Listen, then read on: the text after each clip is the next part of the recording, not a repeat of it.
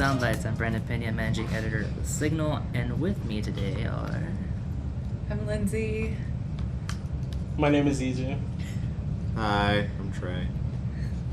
We're all excited to be here because this is our first summer podcast, and so yeah, we have a lot of interesting topics on the table today. You'd think more time, more energy, but we are just we're just bursting really, with a summer exuberance. It's summer. It's that youth. How's y'all summer going so far, Alex? It's all right. Yeah. Kind of stressing out, trying to find a new place to move into. Only have a week left. Lock something in. That's stressful. Other than that, it's good. That's good. Adulting. You're adulting. Yes, you are adulting. Adulting. Yeah. The Signal. Adulting with the Signal. All right, so I guess we'll just jump right into the first topic. Just this week, Kathy Griffin was all over the news because she put out a photo where she held up a dummy kind of version of Donald Trump's head that was all bloodied. Lame. And so that's all over. What are your thoughts on this? Lame. You think it's lame? I think it's lame. It's old. It's an old joke. This is not the first beheading of Donald Trump we've had. Okay? We had it on Election Day. I played this for you guys earlier, but Marilyn Manson released a music video previewing one of the songs off a new album on Election Day that displayed the severed, the headless body of Donald Trump on the floor and the bloody knife in Manson's hand. So Kathy Griffin is just remixing an old joke at this point. She's behind the times. Lame. Sad. Fake news. Fake news. Well, CNN cut ties with her. They did. They did recently. Wait, just they a had few hours ties ago. with her? She That's what I'm would saying. co-host the New Year's Eve with Anderson Cooper. So they cut her. So she's a comedian, and they cut ties with a comedian for getting political?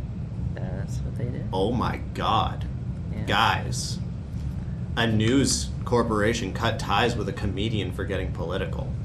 How shocking. Pretends to be shocked.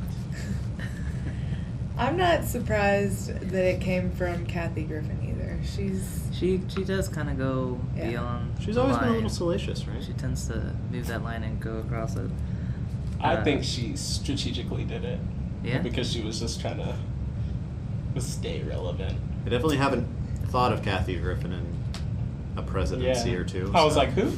And then I saw the picture, so I think she kind of knew what she was doing, and then she knew the response, so she apologized really fast. But she knew what she was doing. Do you Yeah. think the apology was genuine? Because in the video that she issued, I think, what was it, last night, she says, her apology. Oh, I'm gonna lie. I understand how it offends people. It wasn't funny, I get it. I've made a lot of mistakes in my career. I will continue. I ask for forgiveness, ask your forgiveness. Taking down the image, going to ask the photographer to take down the image, and I beg for your forgiveness. I went too far. I made a mistake, and I was wrong. No. Anyone this deep involved in media understands the very simple concept of viral. And if she had an actual shred of, I meaningfully want this removed from the internet, guess what? It never would have gotten on the internet. Because anyone under the age of 70 at this point, and I say that because our president is 70, anyone under the age of 70 at this point understands that if you put something contentious on the internet, people are going to post it everywhere. No. Yeah, No. it was. Please help me in removing it from the internet. No! That's not how the internet works. So this form of artistic expression, do you think, well, clearly, you don't think it went too far? You don't think that maybe it's, a bit much? I could be that guy and say that the apology is part of the artistic movement. I mean, a severed head. Where's the line drawn in the sand, so to speak? Oh, it's a severed head. Oh, I'm sorry, I didn't know this would offend people. I understand some people don't find it funny. Well, no, it's a severed head of the President of the United States. Yeah, someone's gonna get upset. You could post a picture of a kitten, and someone's gonna get upset. Of a kitten? Yeah! Wow. Oh, some dog people get me. So I know I've seen like on other like social medias and stuff, like even when Barack Obama was president, they would have these photos of like these made up, you know, kind of dolls or whatever of the president, former president now, being lynched and stuff. Do you think that because Kathy Griffin and so are public figures, they're held to a higher standard as opposed to just your average everyday American who does do these similar things to other presidents? I think worse things can happen to a person of lower standing than a celebrity. I think a celebrity has enough public persona to get away with certain things.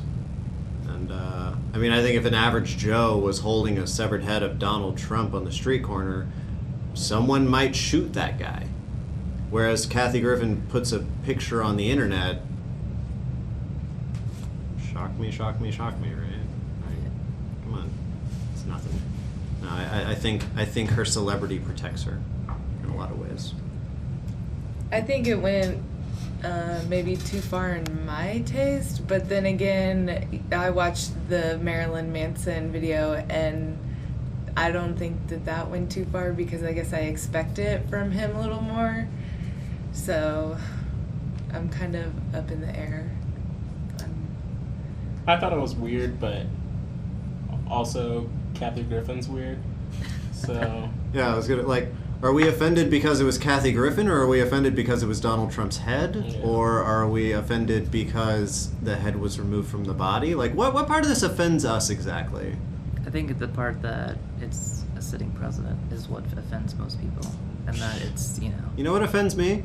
Someone knowingly put this on the internet. Like, the setup for this, because I saw the photo, you need a white backdrop, you need flash photography, you need a nice camera that can focus in on that. There's probably at least 10 or 12 other photos trying to get the right angle. You need costume designers, you need prop production, you need someone to fund all of this, and you need at least 5 to 10 hours to take this one picture for the internet. And then someone's like, oh God, I didn't realize this would offend people. I remove everything I said. No, she probably just wanted to get out of a contract with CNN.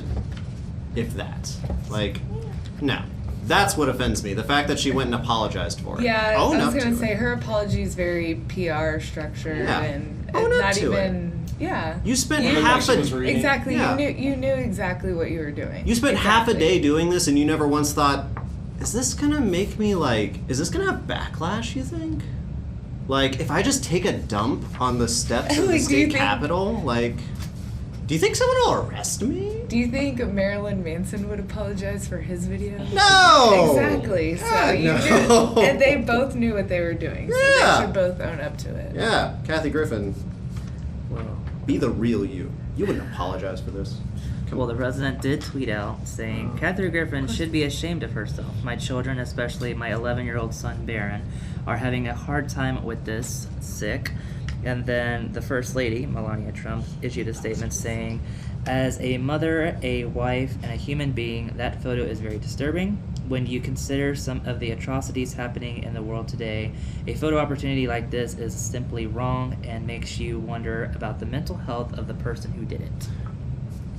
Again, a dozen people involved in this project, easily, so nothing is ever one person. But also, I don't know if you have the answer to this, but did they release their responses to the image before or after she apologized? I believe they were both afterwards. So they responded after she apologized. Do you think they would have said anything if she hadn't apologized? I'm pretty sure at some point Donald Trump would have said something. Would they? Donald Trump hasn't said a thing about being in a music video for a full 15 seconds headless. On election day. Like, what's today? Today is the day, 2 days after I Memorial think- Day? Like, what? Because I saw the video. I think maybe why that didn't go as viral as this one is because it's kind of left to interpretation. It's not, Donald Trump's face. This photo is clearly Donald Trump's face. I But think when that's it's what but when gave it's it the more body of impact. a large white man with a red tie on election day, That's what missing I'm his saying. head That's what I'm saying. from someone it who could be released a very song in based as- 2000 called "President Dead." Like, I'm just saying, it's kind of all right. Yeah, all right. It could be someone else.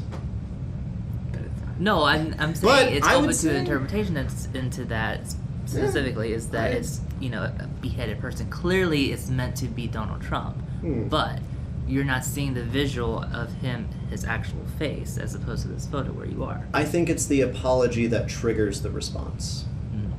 Because if you don't apologize for it and you're like, yeah, no, I did this, then the most that they can say is, well, I don't like it.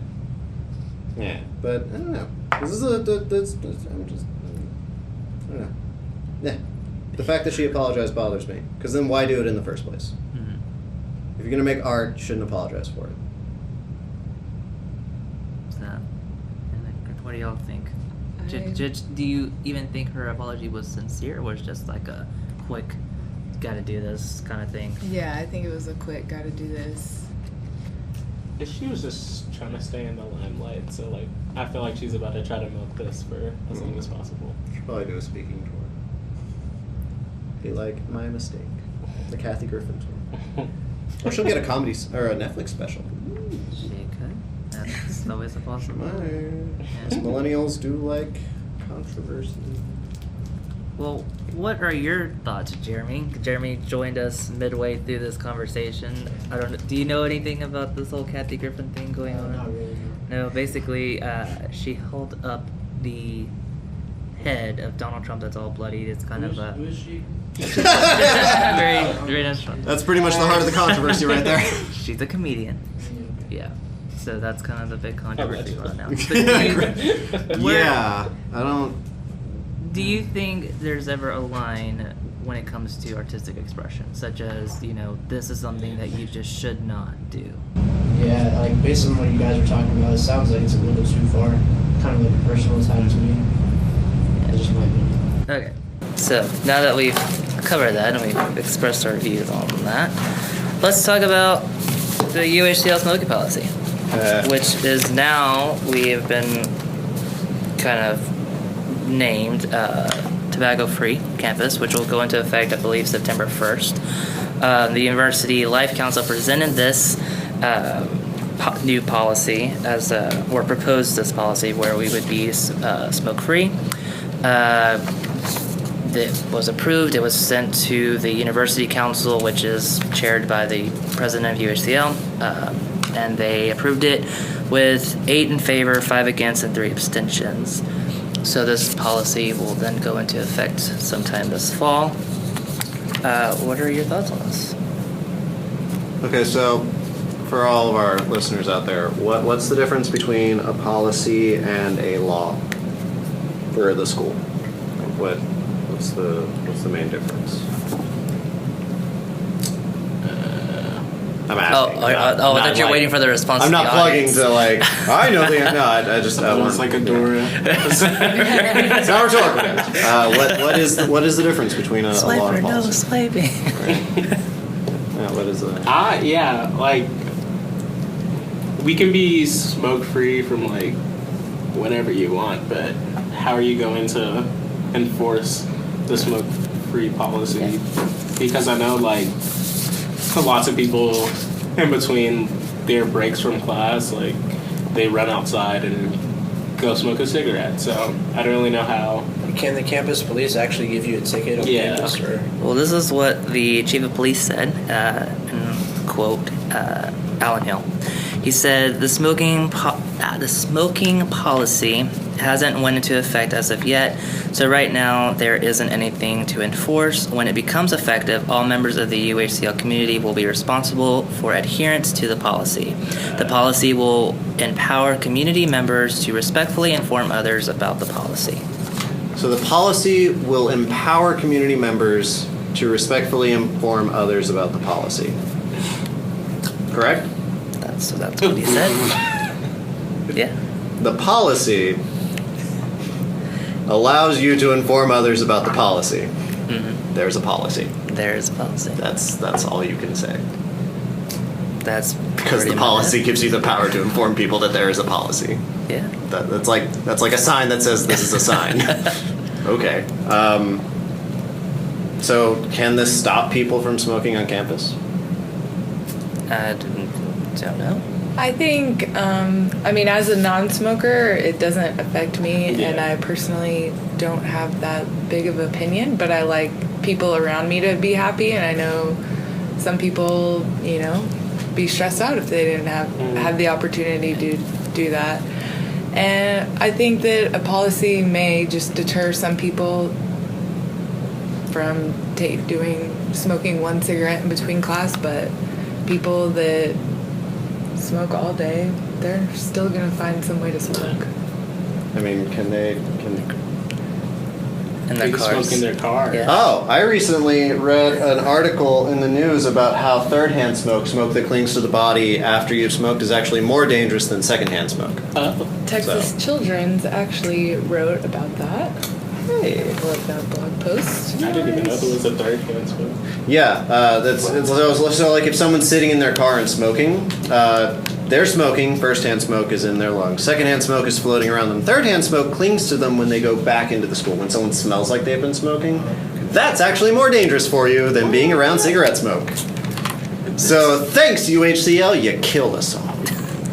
There's people that sit right by me in class, and I'm like, why would you smoke a cigarette? They're murdering you. Just three? Just three of them? You smoke one time, and You know what? Exercise your right to bring Febreze with you wherever you go, because it has the ability to capture dangerous particles in the air. You've seen the commercials here. I don't know where they go after that, though. They never explain that. Yeah. Commercial. Well, Yeah. Robert Bartsch, he's the chair of the University Life Committee, which submitted the proposal to the University Council. And so he says, according to the policy, enforcement is through the same method that the previous policy was. People can inform a person who is smoking in a non-smoking area that they are in a non-smoking area. If that person refuses to comply, then campus police may be contacted. So that's where that is. But what can campus police actually do, though? And they repeat that it's a non-smoking area. Do they just wait for you to stop and then they're like, thank you? Yeah. I think probably eventually it would become a fine, I would assume. Eventually. Wouldn't a fine require a law? Or yeah, my friend went to UNC, and like they do the same, like the peer enforce thing. Let's just and, police like, each other. You tell somebody, hey, you can't smoke here, and like they just continue smoking, and like it's not, I'm not about to take time out of my day to go find the police and say, hey, they're smoking over there. Like, I don't. by the time you do that, Yeah. they're going to be done smoking I'm their smoking cigarette. They're gonna be back in their classroom, so. Yeah. It was the one that looked like a student. Ah, thanks. Yeah, that's great. Well, do you think that, aside from that, were students properly notified about this policy even going to a vote? Because No. the students were basically represented by the Student Government Association, which held a straw vote. Which, again, in one of as the of meetings. right now, because we don't have a student senate in place, the Student Government Association is a collection of student organizations which do not represent the entire body of the student population. Yes. And that vote came out to be 28 people in favor and 13 against. And so with that vote, they then submitted their recommendation to the University Life Council, as that's what the students are, So, they're according to for. the SGA, 2/3 are, let's just give It's the smokers 2/3 of the somewhere. 1%. 2/3 of the 1% of students say that smoking's alright. That they wanted to be tobacco free. Oh, that they wanted to be tobacco Yeah. free. Oh, okay. Yeah, So- they voted for it to be tobacco free. Right. And so, That's cool. based on that, they then used that, sent it to the University Life Committee, as that's the whole recommendation of the students. So, again, were students properly notified? No. We're never I don't notified of think they anything. were. Yeah. Yeah. I mean, like, Did y'all get any emails or anything? they sent an email, but the vast majority doesn't check their email, which, I mean, It's I summer. You need to checked my check your email. email. I didn't. Yeah, I didn't see anything. I didn't either. see anything. I got something. Well, why is that? I wasn't a part of SGA at that moment in time. you got But I the, you did. got the interconnections. Yeah, no. They sent an email, but it's like you're not about to click through and say, "Oh, what's this from?" Like, it's Yeah. I mean, they don't exactly post these things as important message from your university regarding smoking policy on campus. It's more like, Addendum 36B, and then it's 6 exclamation marks and something from the cafe, and then it's new astronomy club meeting, and then it's police report, no incidents, and then it's smoking policy, you're a week late, should have checked your email during finals more. Sorry. Which, again, I don't know, school's bad at contacting people. Well, do you think this is something that would turn away potential students from enrolling, knowing that we're labeled as tobacco-free? They probably wouldn't know until they got on campus and lit up a cigarette. I was just words right out of my mouth. Like, how would UHCL inform them? All right, be sure to check your email on our smoking policy before you apply. Oh, okay. Thanks, buddy. I mean, Baybrook Mall is technically smoke-free, but, you know, stop someone who's worked 9 hours at H&M from smoking a cigarette in the parking lot. During Christmas. Yeah, I dare you. You know what they're going to do? They ain't going to stop. They're just going to stare at you. So what would you do? Because what do you do? You I vape. smoke? Yeah. What would you do if somebody was like, "You're not smoking in the right area"? Vape harder. Yeah. No. What would I do? Probably one of 3 things. I'm here for this. I'd either vape harder, because that's something that you can do with electronic vapes without dying as quickly. I'd put it in my pocket, wait until they turn around, and then start vaping again. Or I would ask them to be very, very, very specific with, like, pulling out a physical copy of the Constitution, and then by the time they go to get a cop, I just, like, hop over a fence or something. I just mess with them. I mean, what are you going to do? Like, oh no, I'm vaping and we're surrounded by oil refineries and cars and trees choking you with pollen, but God forbid my vanilla flavored vape cloud that's drifting above my head is afflicting you with horrendous polio in the lungs. Okay. What about the non-smokers here? Would you approach somebody and say, somebody like Trey, like, "You're Would smoking in the wrong anyone area"? approach me? Knowing what you know now. You need to move. Would you do that? If I was eating and they were literally sat right next to me and just started smoking a cigarette, maybe. A vape, I would never say anything. But honestly, unless they sat directly next to me and just started, like, we're about a foot away from me, I don't think I would ever say They're in their anything. own space. I wouldn't really have a problem with it. Yeah. If they come close to me, just like you said, that'd be a problem. I mean, what? The state law is that you don't smoke within 20 feet of an entrance to a building. Right? Well, I know. There are people who definitely break that rule, but, I mean, if it's raining, screw you. I'm going to stand where it's dry, because I don't want to stand in the rain. That's worse for me. But, yeah.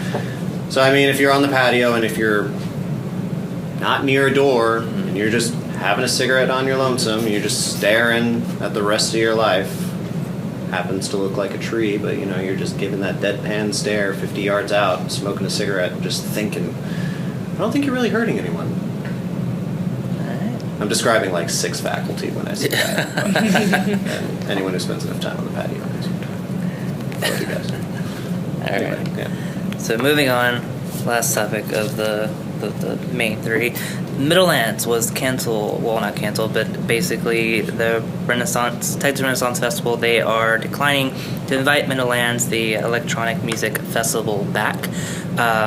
Just recently, the first one, it had over 60,000 attendees. It's classified as very successful, but residents in the neighborhood around it were not happy with it. So what are your thoughts on this? Wait, why? Because of the noise 24/7. The noise and the Yeah. traffic. Yeah. It's like when your city hosts the Super Bowl and you get mad that the Super Bowl's there, like, you can't file a complaint. That's exactly what I compared it to, and it's really funny if you just do a simple Google search of Middlelands and you hit the news. By dates, like after it happens, all the news articles are like, "Oh, great success! All these people went," and then people started complaining. Those started showing up, and then all the news articles about how many people were arrested started showing up, and started like it was good, and then people started complaining, and it started bad press started. So, how many people attended I believe it was 66,000. Yeah. 66,000. So that for the weekend, right? Like the whole event. For the whole. For the whole Okay. event. So, because I just looked up the statistics on 2016's Renfest, and let's see, this was in October 18th, 2016, from thekatienews.com, obviously the news for Katie. 31,237 attended Saturday's festival, with 29,474 attending on Sunday. This broke a record for the festival's second Sunday of the season. The weekend total, 60,722, is a record for the second weekend of the Texas Renaissance Festival, which celebrates 42nd anniversary season this year.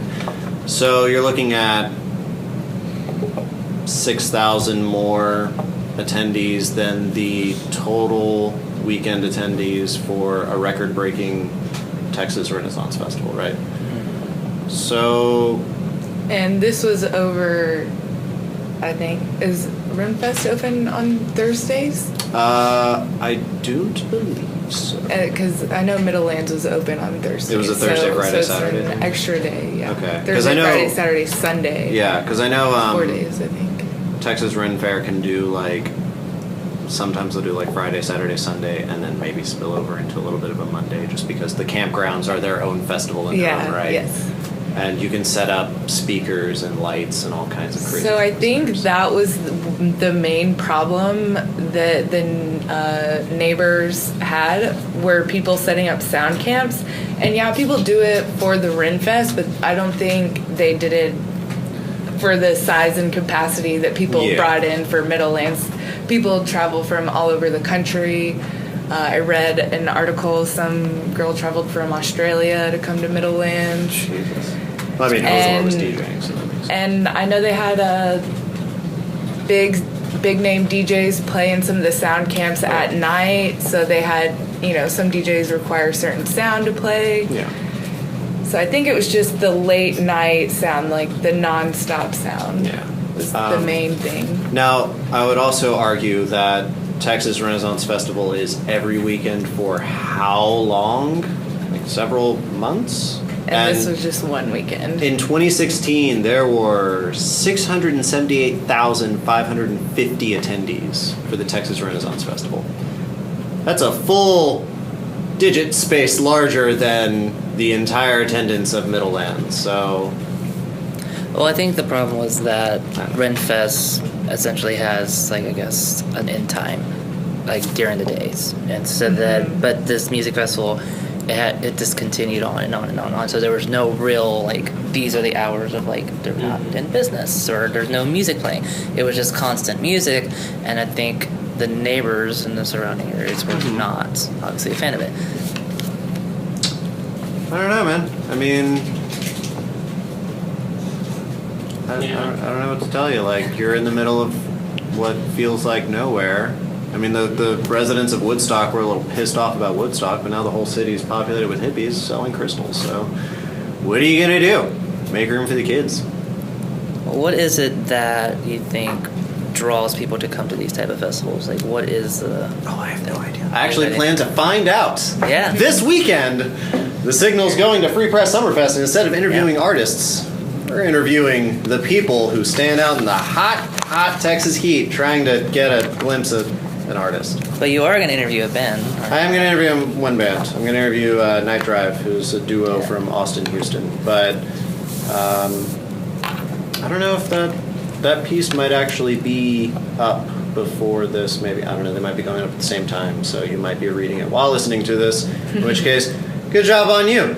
Double dipping into the Signal like that. Hey, but no, I'm going to find out why people are still going to festivals, because a lot of it's really corporatized now, and people just kind of get sick and die at them more often than not.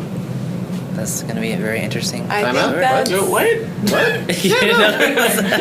Oh, dude, people die at these things.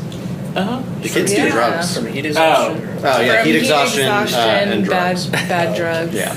But that I thought it was also brings up another topic where a lot of festivals will ban like groups that do drug testing because they think it encourages kids to bring drugs, but they're going to be there no matter what, so why not test them and tell someone you have bad drugs?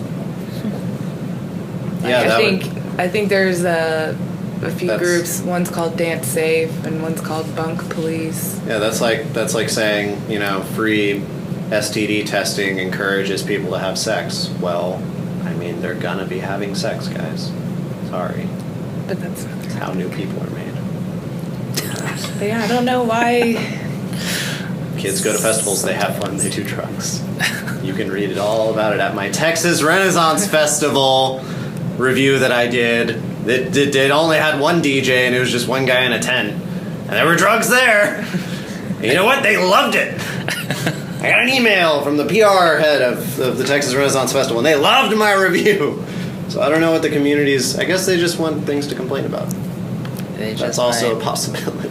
Yeah. You work for what newspaper? Sure, I'll talk to you. Yeah, it was terrible. Oh, the sky was raining blood. Bad music, and these young kids with all their mobile joints and non-arthritis money. I don't know what old people complain about. I assume it's arthritis. Well, closing off that, Jeremy, give us an update on sports, because you have sports knowledge. Yeah, well, Astros are killing it. They're the best record in baseball. People haven't been paying attention. Like, if you used to watch the Astros maybe back when they were good, they've been bad for so many years. I mean, No, I saw them over Memorial Day weekend. They were awesome. you saw them live? Yeah. Cool. Yeah, I watched the game. Yeah. Are they like Wow. number one in the league? Yeah, number one. Okay. They're doing How, awesome. is it still the beginning of the season? I or mean, it's like close to the midway point. mid. So Okay. they've been Nice. hanging on, yeah. I'll tune in at the end. What? Which game? I'll tune in. Oh, yeah, you yeah. did. They said Oh, okay, yeah. Yeah. Yeah, no, they're doing really good. They beat Baltimore Ravens. Orioles. Yeah. Yeah. Whatever. Yeah. Ravens is football, right? Yeah, Ravens. I knew that. I didn't know Baltimore had anything else. Yeah. What can I say? But yeah, no, they did good. Very cool. Proud of them. Good team. So what else is there? Is there just Astros at the moment? And, I mean, Houston-wise, yeah. yeah. NBA Finals are about to start. I thought they already did those. I mean, nah, they had like a long layoff between the last round and the finals. Yeah. Okay. I missed all. I mean, I remember. I think it was the Rockets and the Spurs was the last time Yeah, I that checked was- into basketball, Yeah. and I think the Spurs won, right? Yeah, they did. Yeah. All right. Go sports. Go sports. Go sport ball. We don't have a sports team here at UHCL, but we are working on getting one eventually. Hey. As esports. Yeah, there's actually a lot of things Which moving forward. you can on read that. more about in Trey's upcoming article, which will be out on Monday. I'm just doing all the things. You're doing things and stuff. All the things. It's great. Things and stuff. Alright, well, this has been Signal Soundbytes. Thank you guys for listening. We out.